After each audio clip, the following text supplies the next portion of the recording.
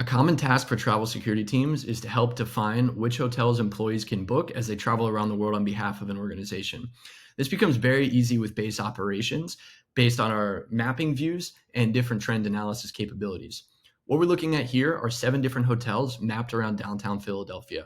We've broken out these neighborhoods based on the relative risk of violent crime during business hours. So, for the purpose of this use case, we're looking at business hours as 9 a.m. to 9 p.m.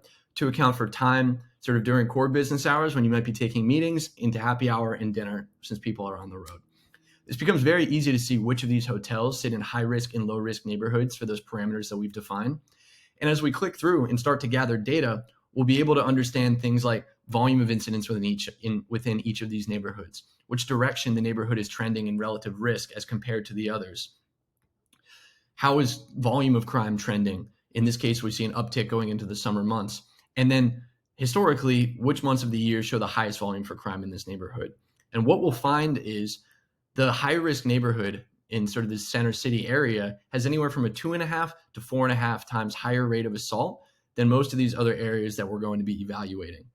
We can drill down a step further and start to see the concentrations of violent crime activity that we're seeing in this location and where they're occurring.